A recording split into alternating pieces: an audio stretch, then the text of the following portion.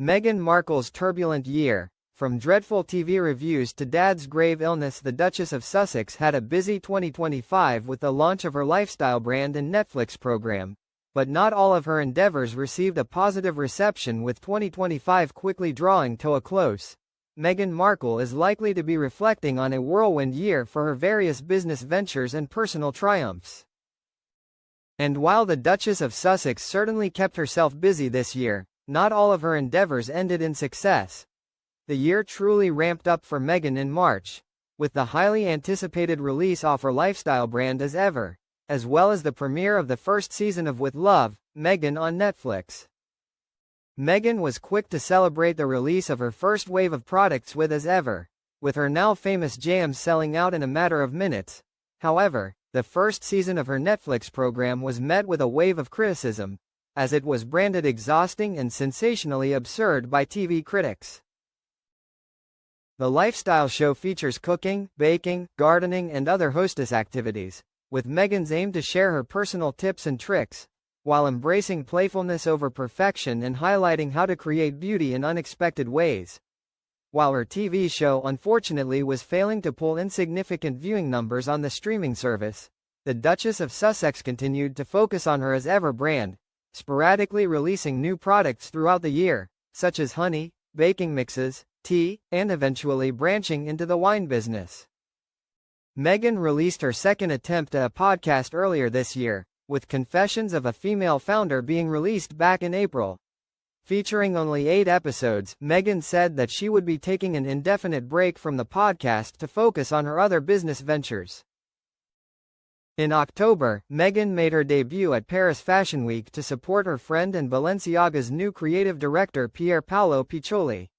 It was the Duchess' first time in mainland Europe in 3 years, with her appearance causing a stir.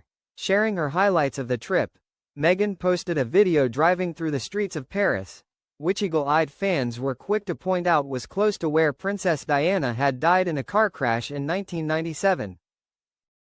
Despite the backlash, many were quick to jump to Meghan's defense.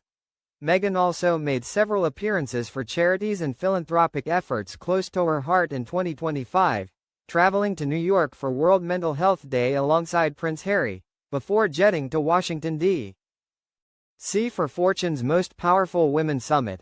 The Duchess was determined to focus on her lifestyle brand, with a second season of With Love, Meghan dropping on Netflix in August, before a special holiday episode of the program aired in early December. However, the second season of the show unfortunately followed in the footsteps of season 1, also copping brutal reviews from industry critics, and failing to break into Netflix's top 10 viewed shows. Meghan was also subject to a handful of social media faux pas this year that were highly criticized, such as sharing a video of her twerking in hospital while heavily pregnant to induce labor for her daughter Lilibet, and being photographed inside Kris Jenner's birthday party on the eve of Remembrance Sunday. The Duchess of Sussex had an upsetting end to the year, as her father Thomas Markle SNR, with whom she has been estranged since her wedding to Harry in 2018, fell gravely ill and underwent surgery to have his leg amputated. Amidst her father's failing health, a spokesperson for Meghan confirmed that she had reached out to her father, who is living in the Philippines. Ash continues to recover from his life-altering surgery. With Meghan still committed to her lifestyle brand and Netflix TV series, as well as her charity work alongside her husband, 2026 is bound to be another whirlwind year for the Duchess of Sussex. Meghan Markle and Prince Harry's statement in full as PR guru quits their charity. James Holt, who ran the charity the Archewell Foundation alongside co-executive director Shauna Knepp, quit after working with Meghan Markle and Prince Harry for years. Meghan Markle and Prince Harry issued a gushing statement after PR guru James Holt quit their charity. James, who appeared in the bombshell Netflix series, Harry Meghan, stepped down yesterday, stressing it had been a great privilege to work with the couple. The Duke and Duchess of Sussex praised the PR professional in their statement to the media, issued in response to the shock departure. In full, Meghan and Harry's tribute reads, "James has been a stellar support for us for nearly 10 years. As James moves his young family back to the UK, "We're proud that he will continue to guide various humanitarian trips for us overseas through Archewell Philanthropies." But both parties are yet to disclose the reason for James' exit, ending his long-standing link with the charity.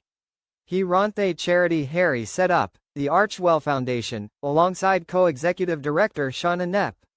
The departure leaves just one employee at a new entity named Archewell Philanthropies. James, it is said, has now returned to the UK. Hetu released a glowing statement in the wake of his resignation. It read, "From the moment I met Meghan, I recognized a kindred spirit. Someone who finds joy even in difficult moments and connects authentically with people regardless of circumstance." The warm exchange comes as Archewell goes through a period of transition. It is reported that 2 other junior admin staff were axed this month, as was Archewell's Director of Programs and Operations Kristen Slevin, on a $146,000 £108,000 salary. But James, who according to LinkedIn previously did communications work for the Liberal Democrats, was the most loyal of lieutenants, moving to California to be first their PR chief, then to run Archewell. It was Holt who told the 2022 Netflix show Harry Meghan that there had been a palace conspiracy against them. Once people saw their popularity, he said, the aim was to put them in a box or make them irrelevant. Despite his decision to walk away, James will still serve as a senior philanthropic advisor to Meghan and Harry, as well as their Archewell Philanthropies and in their humanitarian trips overseas in 2026. However, sources claim that James is frustrated that his return to the UK is during a time of transition for the Sussexes. They added that he is very protective of the couple and is anxious about the reaction to his decision. Records for the organization show that the professional, a University of Lincoln journalism graduate, was paid $245,000 £181,000 by Archewell last year. He signed off the accounts as the organization's executive director last year but was visibly absent from the Archewell team photograph taken in November. Meghan Markle and Prince Harry keep losing top staff. I know exactly why. After their 12th publicist in 2 years has quit from the Sussex camp, many have been left wondering what internal struggles are contributing to their extremely high staff turnover rate. Within the span of just a few days, Prince Harry and Meghan Markle have lost 2 of their key aides, Chief Communications Officer Meredith Maines and James Holt, who surveyed as head of their organization, Archewell. Holt had been the couple's PR boss from 2019 to 2021, before moving to work more closely with the Sussexes on their charitable and philanthropic endeavors when they quit their royal duties in 2020. Meanwhile, Maines quit her role after just 10 months working with Harry and Meghan. Maines' sudden departure marks the Sussexes bidding goodbye to their 11th publicist in just 5 years. After the announcement of Holt's resignation, sources claim that Mr. Holt wants to spend more time in London with his family, but it had been a great privilege to work alongside the Duke and Duchess over the years. In a statement shared with the media, he said, "Working with Prince Harry and Meghan has been one of the great privileges of my career. From my first project with Prince Harry 8 years ago to improve mental health support for soldiers in the British military, to our recent work helping injured children in Gaza, he has consistently challenged me to think bigger about how we can make a difference." His resignation came just days after Maines also announced her departure from the Sussex team, as she released a statement, saying, "After a year of inspiring work with Prince Harry and Meghan, Duke and Duchess of Sussex and Archewell, I will be pursuing a new opportunity in 2026. I have the utmost gratitude and respect for the couple and THE team, and the good they are doing in the world." Other communications staff have also left in recent years. Emily Robinson, who was hired in June as Harry and Meghan's Director of Communications, stepped down 3 months later. A year ago, the Sussexes' global press secretary, Ashley Hansen, left after 2 years to launch her own consultancy. Earlier that summer, UK-based staffer Charlie Geepson and California-based staffer Kyle Bolia also departed. With the turnover rate of their key staff being so high, many have been left wondering why aides within the Sussex camp never seem to last more than a few years working alongside Harry and Meghan. Rumors have long been rife that working for the Sussexes in such a capacity has left past staff members seeking out long-term therapy, and friends of past aides claiming that the workplace was toxic and draining. The Sussexes have denied all claims of bullying against them. However, many seem to believe that being a public relations officer for Harry and Meghan would be incredibly challenging given their seemingly endless pursuit of both privacy and publicity. According to The Telegraph's Guy Kelly, part of the issue is surely that Harry and Meghan do not actually know what they wish to communicate to the world. Is the message that they want privacy or publicity? Are they celebrities or dignitaries? For how long will they define themselves by what they chose to leave, rather than by what they would like to do next? Many have commented on Harry and Meghan's lack of direction in recent years, with their ventures ranging widely from Netflix programs, lifestyle brands, charity outings, and rubbing shoulders with the Hollywood elite. In the same vein, Harry and Meghan's popularity with the public has remained low over the years, given their public jabs at the royal family and puzzling career choices, which may also be a factor as to why they seemingly can't hold down a long-term PR chief. For now, while Harry and Meghan restart the hiring process for yet another public relations representative, it is understood that Liam Maguire, the couple's UK and Europe Director of Communications, will step up to lead on all publicity-related work. With the Sussexes' plans for 2026 largely unconfirmed, it seems that they are in for a rocky start to the year as they bring on a new PR expert to help them forge their next year's plan. And with their scattered endeavors continuing to puzzle many royal watchers, whoever steps up into the new role will certainly have their work cut out for them. Intruder breaks into William and Kate's home with heavy rucksack twice before Christmas. An intruder was apprehended after twice gaining entry to Kensington Palace in London.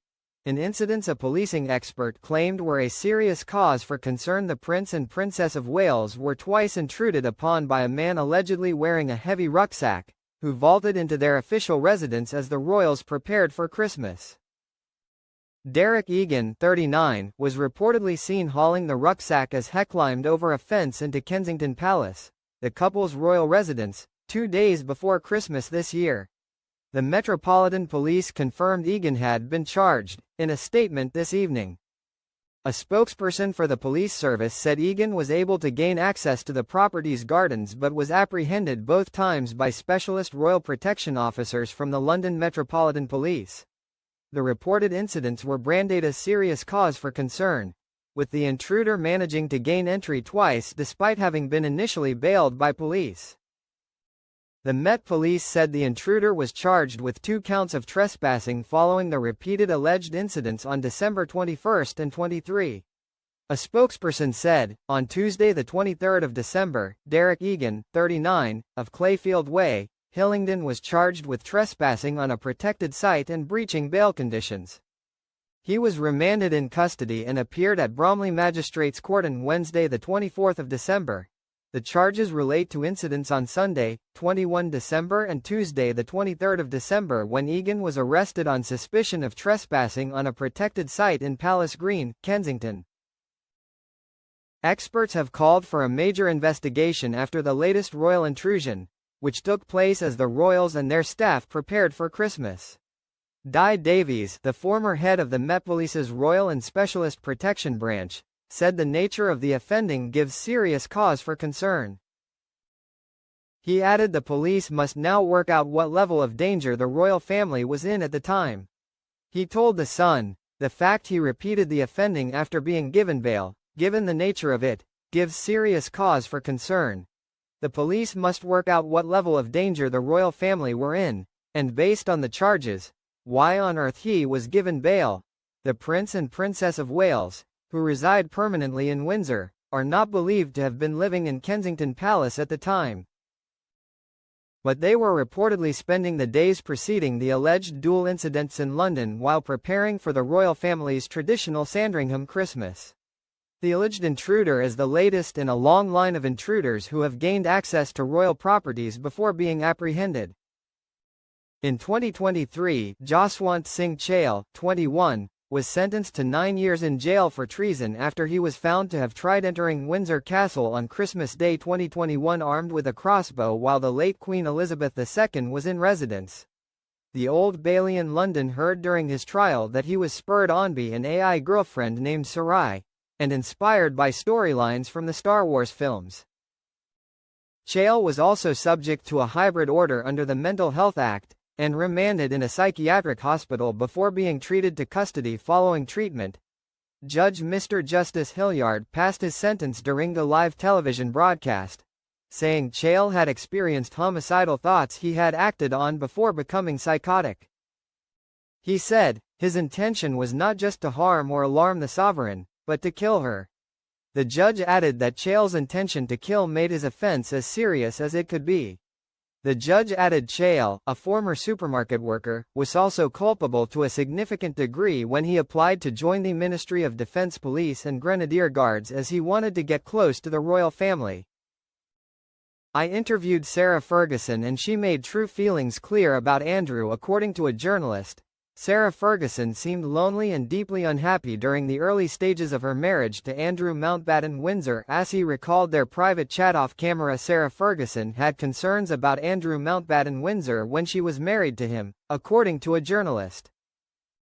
Dame Jenny Murray interviewed the former Duchess of York in 1989, 3 years into her marriage to the then Prince Andrew. According to her, Sarah seemed lonely and deeply unhappy at the time and didn't shy away from expressing her true feelings about her husband privately. Reflecting on their chat, Jenny wrote in Saga magazine, "I was shown into the sitting room of a flat on the 3rd floor of the palace, looking out at Queen Victoria's statue. A young woman, wearing a pinny, her hair tucked into a mob cap came in. I thought she was a maid, it was Sarah." She further wrote, "It became apparent quickly that I was talking to a lonely, deeply unhappy woman who made no secret privately, but not on tape, of her concerns about her husband. At the time, Andrew's naval duties occupied him, meaning he was regularly away from his family life with Sarah and their first of 2 daughters, Princess Beatrice, now 37. She was never asked to join his travels," Jenny wrote. "She was alone with the child and always wondered what he was up to and with whom." Jenny said with such distance in their marriage, it's no wonder they separated 6 years later, before their divorce was finalized in 1996. Addressing Andrew's association with Jeffrey Epstein and Ghislaine Maxwell, the radio host continued, "I can only assume Sarah must have hated Andrew's friendship with the 2 sex offenders. Epstein was found dead in Heist jail cell in 2019 while being held on federal sex trafficking charges. Ghislaine is currently serving a 20-year sentence for her involvement in his crimes. Andrew has previously expressed regret about his judgment of associating with Epstein, who he is believed to have met in the late 1990s. The brother of King Charles has always denied wrongdoing and maintained that he didn't engage in criminal behavior.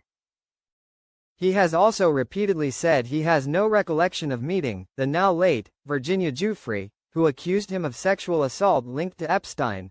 Earlier this year, Andrew was stripped of his titles after further details about his friendship and communication with Epstein were revealed. Several charities have additionally cut ties with Sarah over her alleged friendship with the sex offender. After his wrongdoing first became widely reported in 2011, she publicly disowned him and said she would have no further contact. However, alleged leaked private emails later revealed that weeks after that public disavowal she had privately sent him a message apologizing for having distanced herself.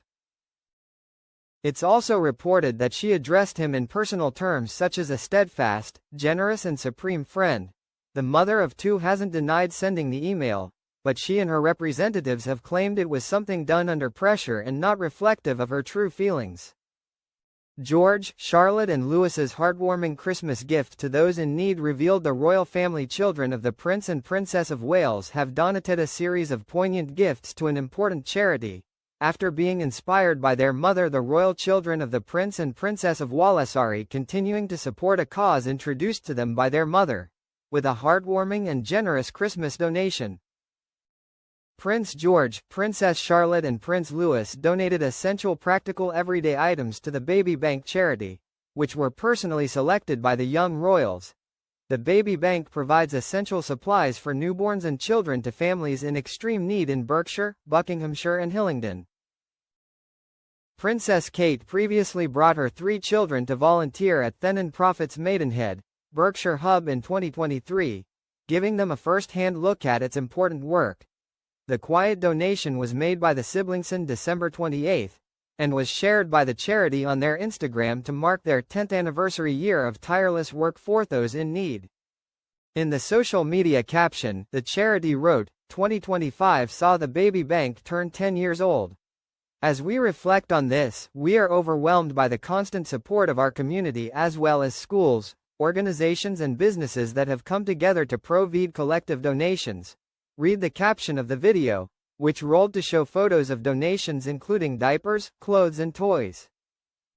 The caption shouted out some of the donations, including the contributions from fashion brand Primark, ITV host Lorraine Kelly, and the essential practical everyday items chosen by the Prince and Princess of Wales, children.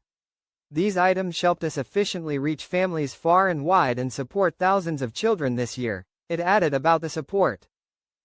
Just one day after their donation was made, the Princess of Wales also took to Instagram to acknowledge the baby bank's milestone, writing, "Proud to have been a part of @the_baby_bank story as it marks 10 years of incredible work. The work baby banks do all year round is so important, but particularly at Christmas time." Princess Kate has made the early childhood years a priority of her royal work and she has visited several baby banks around the UK. In December 2023, Kate brought George, Charlotte and Louis to volunteer at the baby bank's Maidenhead, Berkshire location near their home in Windsor. "You're the volunteers for this evening," the Princess of Wales told her children in a short video from Kensington Palace at the time. The video showed Kate and her kids arrive with big bags of donations and hop right in to help.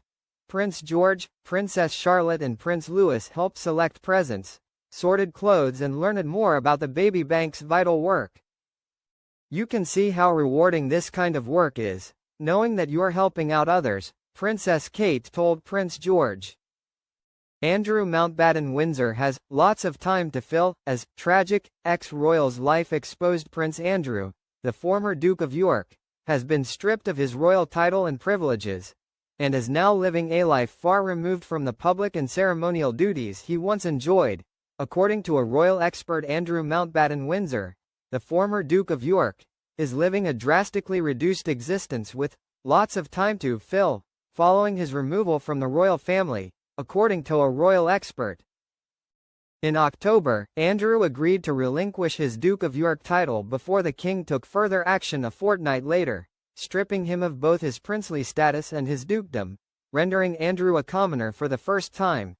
The 65-year-old, who was instructed to cease using his HRH style by his mother, Queen Elizabeth II, in 2020, now faces a daily reality vastly different from the public and ceremonial duties he once performed.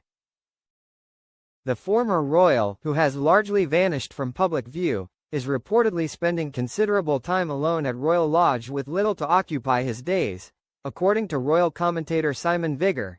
Speaking on Royal Confidential, The Sun's royal editor Matt Wilkinson raised questions about how Andrew now occupies himself. "It also makes me wonder what he's actually doing. We only ever see him horse riding. There was a long article in the Telegraph this week. My colleague Hannah wrote a really good piece asking what he actually does. I think she described him as a bit of a couch potato, sitting at Royal Lodge watching television," Wilkinson said. Even pastimes such as shooting, a long-standing tradition within the royal family, have reportedly been scaled back. "I think he used to watch flights, tracking them on flight radar. What does he do now if he can't go shooting?" Wilkinson added. Simon Vigor, royal correspondent for 5 News, described Andrew's current circumstances as leaving him with lots of time to fill, a sharp departure from the packed diary of public appearances and royal responsibilities he once maintained, reports The Express. "There is obviously an element of tragedy. I don't expect people to feel sympathetic for him, but there is a tragic element to this," he said. Vigor recalled Andrew's former standing, noting, "In happier days, He was known as the Duke of Golf. I'm not sure how many golf clubs he's a member of anymore. But it's a lot of time to fill. Vigor added that some clubs are now striking Andrew's name from their membership lists. People just want to be disassociated from him, he said. According to the Telegraph, Andrew no spends his days horse riding, shooting, playing golf, or watching television. He neither drinks nor smokes and is rarely seen dining out. He watches a lot of TV. He's always done that, one source told the newspaper. He's always been a bit of a couch potato. While the former prince is said to still host shoots at Sandringham, nobody visits him anymore.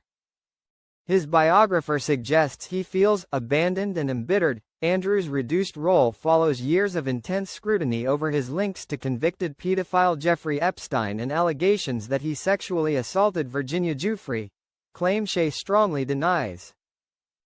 Ms. Giuffre died by suicide in April.